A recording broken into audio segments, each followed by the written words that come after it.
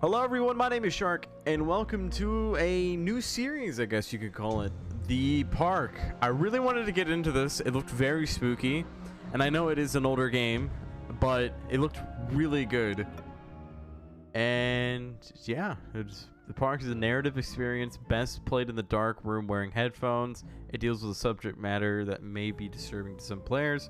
During the course of play, the park may manipulate graphic audio control settings and your sanity. This is a perfectly normal and should not cause any alarm or psychiatric. I am in a dark ass room right now. With my heart in mind, I always return to Atlantic Island Park. Whoa, FPSs are taking a big plunder. All right, good. I fixed the FPS problem. It was very laggy on the recording. The recording was like, Where are we heading to? Atlantic Island Park. Oh, they got bingo. They got bingo. No. Shit, they got bingo. No way. I love me a thing of bingo. I love bingo. Attention, patrons. The park is now closed. Please make your way to the car park at your earliest convenience. Okay. Employees prepare the park for shutdown. Okay. Interact with the objects. Examine plaque. Callum was born the day this place opened. This is his favorite place in the world. Atlantic Island Park. A tribute to the untamed heart of Solomon Island and the people who use their talents to bring the dream of Nathaniel Winter to life. May this park be a place, where joy and laughter are gathered and used to infect all those who follow after. Dedicated this first day of May 1977. Alright. So, okay. Yeah, it works too. So it seems like this is an older time period that this is being... Okay.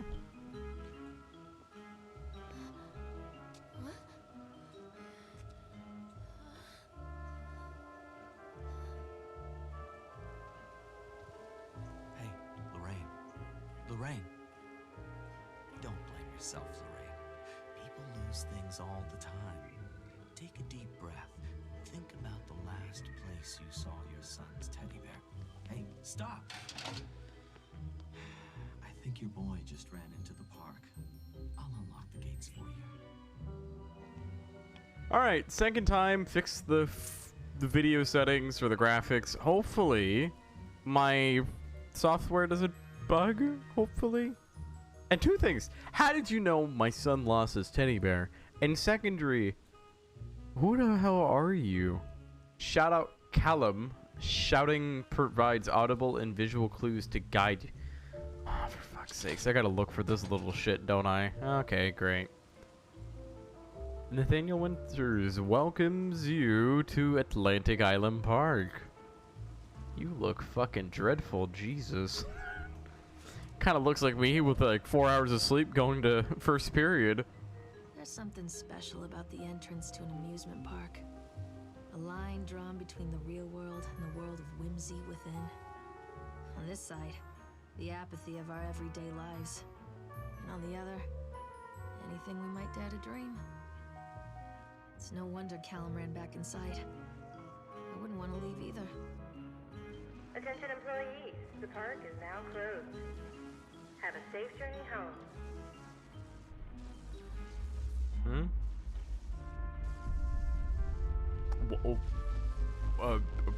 What?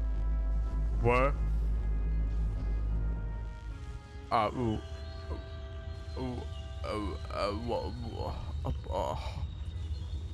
Huh? I'm sorry, but excuse me, bitch. Oh God. Can I leave? Fuck. I don't like either or. Let's go. Let's call out for this little shit, Callum. Callum! Oh hell nah. No. No. That ain't a child. No. That's not a child. That is not a child. Why is that so happy compared to whatever monstrosities over there? Did you go into the mouth of the witch? Or whatever the fuck. It looks like a witch because of the nose. Ooh, it's a Minecraft villager gone mad. Got it. Okay.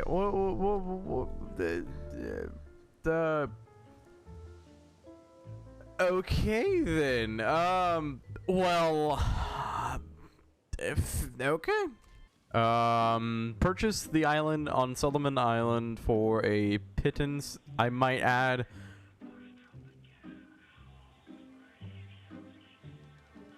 What the fuck is that? Whoa, whoa, whoa, whoa. How do I? Oh, there's a little thing there. Okay. This is a little spooky shit. Okay. My lawyers had arranged everything in advance, but the realtor still had to come and deliver the keys to me personally. He took it upon himself to offer me another warning. I don't know what you're planning to do with this land, Mr. Winter, but the soil here is bitter with a curse carried from an old country. Old man Henderson did terrible dark things. The land remembers, sir. I dismissed him shortly afterwards, mostly amused by his pathetic attempts at warning me off. I have a great vision for this place, and the will to see that vision through to the very end. Atlantic Island Park. The name is perfect. I cannot imagine it being anything else. This is the start to something amazing. Well, your fucking park's broken down. I don't know if it really was that amazing, because it doesn't seem like it's in service anymore. Wow, that is a big mountain. Oh my god, that is a big, big, big mountain. Colorado, I'm a giraffe. Tunnel of Tales, okay. Callum, stay where you are. Where's the... Mommy? Mommy needs to see you, Callum. Well, it's going around in a circle, so can't we just wait for him? Actually, these rides are actually quite like, oh, no. I just realized these aren't the padded ones that you get at, like, Disney or something. Oh, what is this making me do? I don't know. Whatever it's making me do, I'm scared.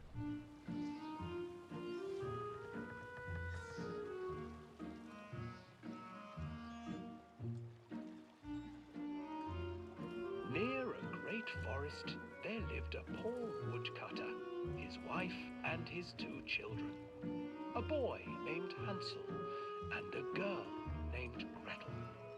They were very poor and had very little to bite or sup.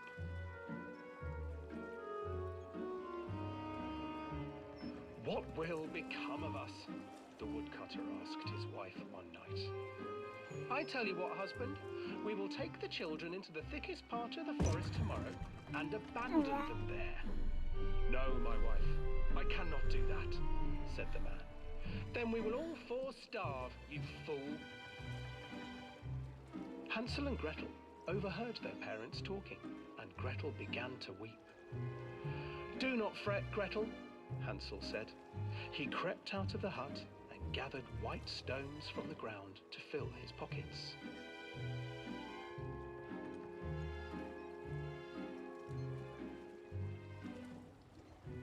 The next morning, the woodcutter leads the children into the forest. Before they leave, their mother gives them a slice of bread and warns them that they will get no more food that day. Clever Hansel leaves a trail of white stones behind them as they pass into the woods. When their father leaves them, the children wait a while, then follow the trail back to their parents' house.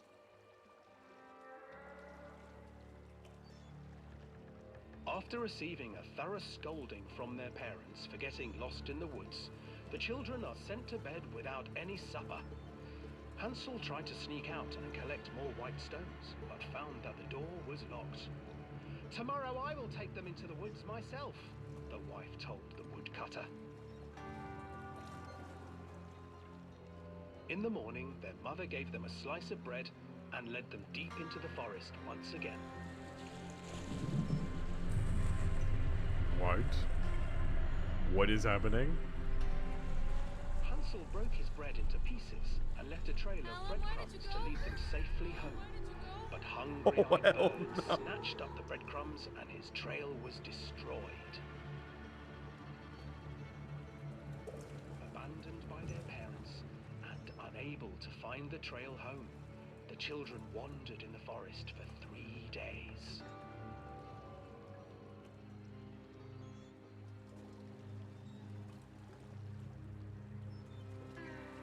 Okay. Oh, okay. The children stumbled into a clearing with an exceedingly strange house.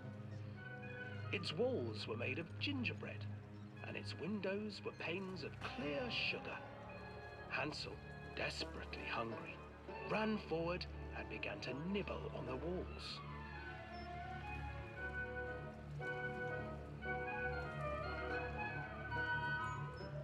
Nibble, nibble, little mouse. Who is nibbling at my house? An old woman emerged from the house, sniffing the air and peering around with cloudy eyes. Oh, you dear children, who brought you here? Just come in and stay with me. No harm will come to you. But Hansel and Gretel stayed back, for the old woman reminded them of their cruel mother. Come, children, don't be afraid. I have something for you. The old woman offered them 2 enormous lollipops. The children took them and began to eat. You see, nothing to fear here. Come inside, the old woman urged, and the children, still licking their sweets, followed.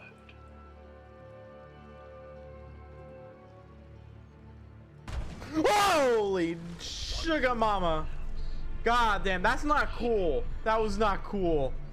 She stuffed Hansel into a cage and put Gretel to work, sweeping and cleaning her hut. What the fuck? Your brother will make a good mouthful, the old witch told Gretel. Once he is fattened up, I shall feast upon him. What the fuck? That was not cool. That was a below the belt shot. Refused to eat, fearing the day that the witch would eat him. The witch, for her part, grew impatient. Today I will cook and eat your brother, Gretel. Climb inside and light the oven. But Gretel pretended not to understand. I do not know how. Where is the opening? Fool, the old witch said. The opening is here. And she moved to show Gretel. Seizing her courage, brave Gretel gave the witch a shove, and the old crone tumbled forward into the oven. Gretel slid a large iron bolt over the door to the oven.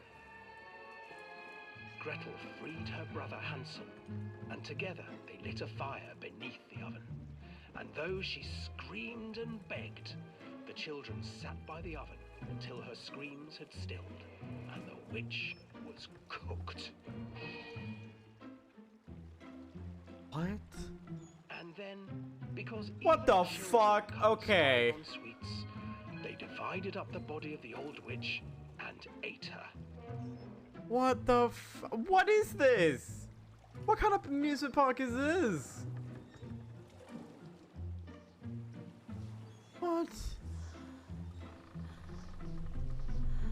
Hi, how's it going there, pal? How are you? Do you want a double quarter pounder with cheese? Maybe some ranch? I don't know. Okay. Stop hiding, Callum! Where? Hansel and Gretel. I used to read it to Callum when the electricity was shut off. What? Those poor children. The whole world against them. The forest, the birds, the old witch, even their own parents. I used to imagine that Callum and I were the kids in that story. What? Not mother and son, but brother and sister, hand in hand against the unkind world. We were always hungry, looking for our own house made of candy, looking for the sweetness that could take the pain away. Hunger leads people to desperate, terrible places where the tree branches reach like claws. Where the fuck is the squirrel? What? Stop! Where's Chad? Where's Chad? Another accident. What This accident? Open. Ooh. What did I do? What did I do? What did I do? What did I do? What did I do? What did I do? What did I do? What did I do? Okay. Well, you gonna stop? Are you gonna stop? Oh, that's a teddy bear. Okay. Okay. Despite the constant interruptions to work, Atlantic Island Park will be opening on time. The governor is booked to cut the ribbon, so the only real question is whether we will have any customers. I'm not truly worried. The customers will come out of simple curiosity. I deducted what was needed from the band writings of Archie Henderson. It's astonishing to think that a I'm having a stroke. Resonance of positive emotions can be used to fuel such a process. Henderson himself chose to use negative, and that caused some of the taint that still lingers in this place. I will not make his mistakes. Very soon, I will know if this has all been for nothing. Dang, that's deep. Oh, no. Ooh, I don't like this. Oh, I hate this a lot.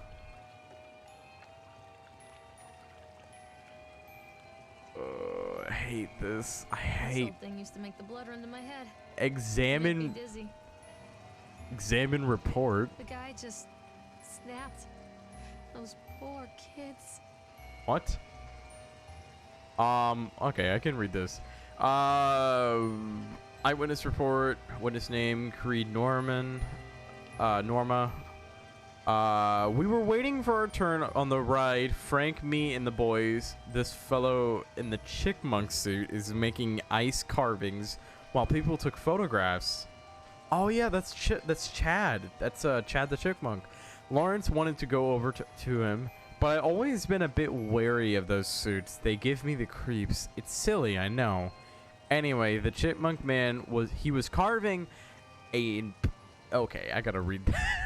I gotta read this version. Okay. Anyway, the chipmunk was carving and picking away at the ice, and at first, what we thought he was making some animal like a tiger. I can't speak for shit. And at first, we thought he was making some animal like a tiger or a lion. But as more and more ice fell away, when you first looked, it was like a human face smiling out of that block of ice. But the more you looked at it, the more you saw that there was something not quite right about the proportions. Something unnatural that made your heart begin to beat just a little bit faster. Like you were prey. That thing in the ice was a hunter.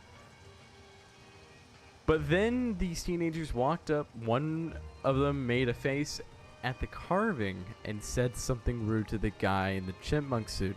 And then, well, he went berserk. For a few moments, it was chaos. Everybody was running away from the guy who had one of the teenagers on the ground. And he was stabbing with the ice pick, and blood was spraying, and people were screaming. Frank and I had the kids, and we were dragging them away as fast as we could.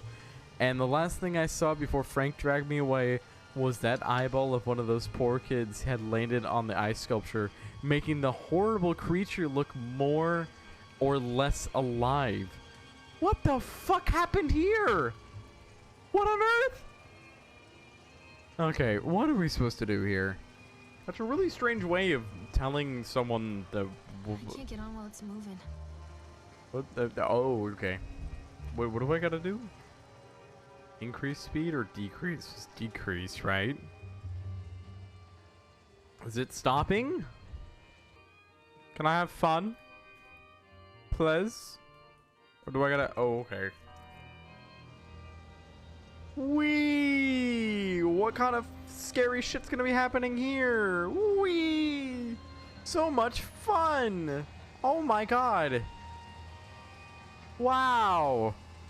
I feel the wind going through my hair. It's wonderful. I'm having such a fun time. Okay, that's not good, is it? Why are we going really fast? Why are we going fast? Why? Is everything okay? I don't think everything's okay, is it? Is it? What is that? What the fuck is that? No! What is that? What the fuck was that? I thought they ate the witch.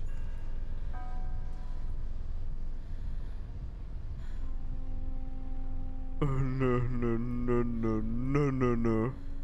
Treachery hides in thoughts. Treachery that lashes like a whip and scars our insides. The first time I saw Callum, my thoughts betrayed me. I looked down at this wrinkled, red, bawling thing and I thought, is that it? We build our world from expectations, and the world that I had built for Callum was no different. He was so real, so there, and so far from my expectations. They shattered, and as they fell in pieces, that one treacherous thought became a new foundation. All of the love that we shared, all of the warmth and goodness that followed, built on a single, traitorous thought. Okay, I thought working in the park for a summer would be a lot of fun, but the end of the season really drags. There aren't many tourists around, and so most of the staff spend their days standing around gossiping. And most of that gossip is about Chad. I mean Steve. Wait, what?